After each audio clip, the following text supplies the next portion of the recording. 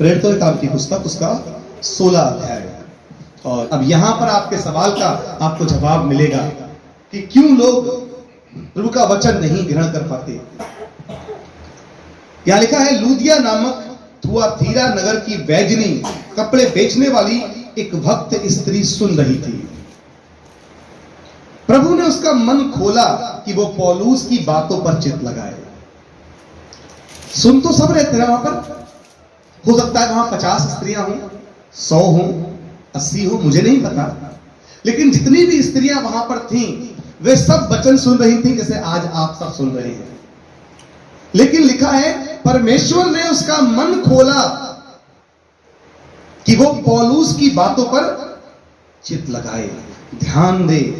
सबका मन नहीं खोला, सब जो सुन रहे थे उनमें से एक स्त्री का मन परमेश्वर ने खोला। आज मैं आपको बताना चाहता हूं इस बात के लिए, कई जगहों पर हम सोचते हैं कि लोग हमारी बात को क्यों नहीं मान रहे, क्यों उनके जीवन में इतने इतने चमत्कार हो चुके हैं, उसके बावजूद भी वो अपने आप को बचाना क्यों नहीं चाहते।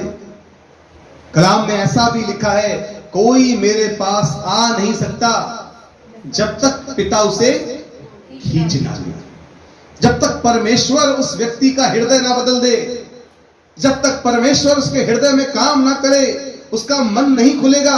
और जब तक मन नहीं खुलेगा वो ग्रहण नहीं करेगा।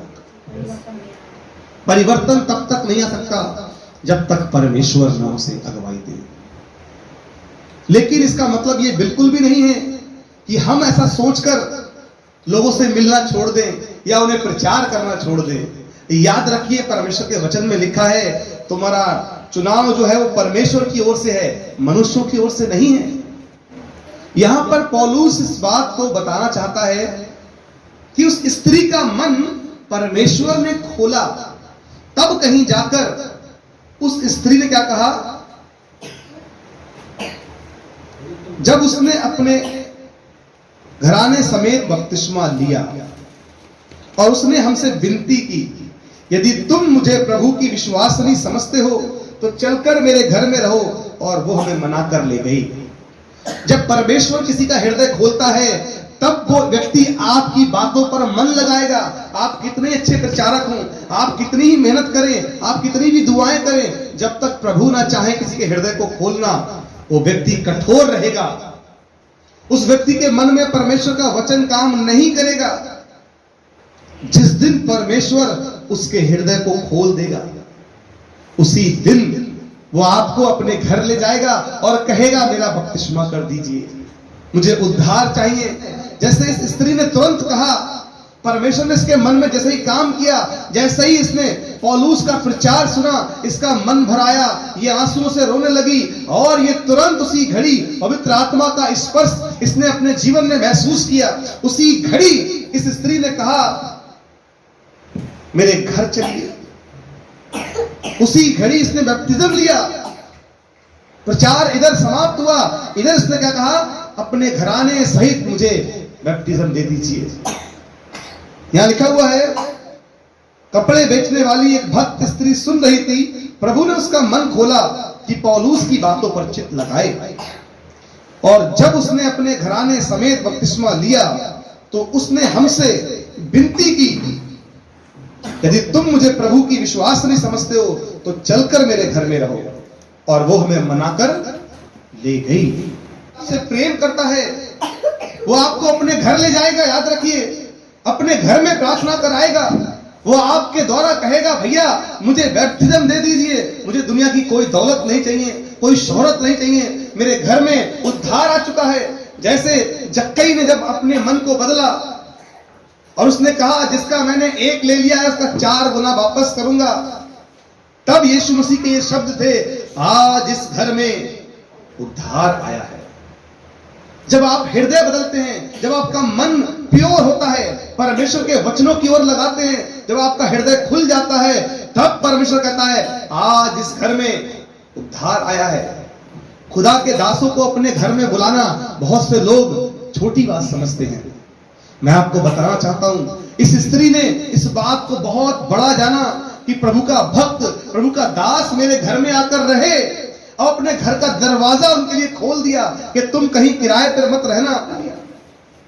प्रभु के लिए खोला। किसने खोला?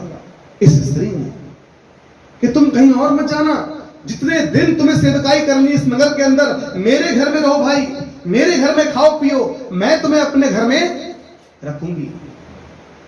और इस प्रकार से इस स्त्री ने उस व्यक्ति का आदर किया, इसका नाम पौलुस है। इस प्रकार से उस स्त्री ने अपने घराने समेत उद्धार को ग्रहण किया, अपने घराने सहित बैप्टिज्म लिया। आज हम कई बार देखते हैं कलीसियाओं में लोग दिन बिताते रहते हैं, सालों बिताते रहते हैं, उसके बावजूद भी वो कभी प्रभु के दास को अपने घर पर नहीं बुलाना चाहते। आज मेरे मसीह भाई बहनों, प्रभु आपको बताना चाहता है कि अपना जीवन बदलिए, अपनी प्रार्थनाओं को, जो आपने समय बांधा है प्रार्थनाओं का, उसके साथ साथ अपनी जिंदगी को बदलिए, अपने कैरेक्टर से दिखाइए कि सचमुच मसीह कैसा जीवन जीना चाहता है, ताकि लोग जो बाहर वाले हैं जो आपको देखें तो कहें कि यस, ये पहले पापी था लेकिन आज मसीह में है, पहले इसके जीवन में गुनाह थे लेकिन आज ये हूबहू अपने प्रभु की चाल चल रहा है। जैसा वचन में लिखा है वैसा इसका जीवन हो चुका है। चाहे आप स्त्री हैं या पुरुष हैं, जवान हैं या बुजुर्ग हैं, बच्चे हैं या कोई भी हैं, अपने आप को आज प्रभु के हाथों में सौंप दीजिए, तो प्रभु आपके लिए बड़ा आनंद देगा।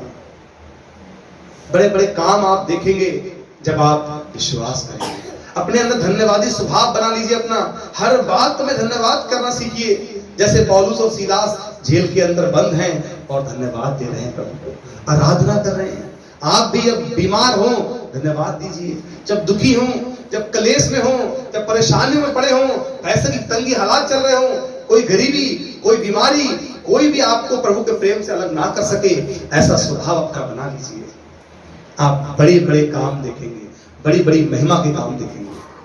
सचमुच प्रभु मुझे और आपको बड़ी आशीष दे।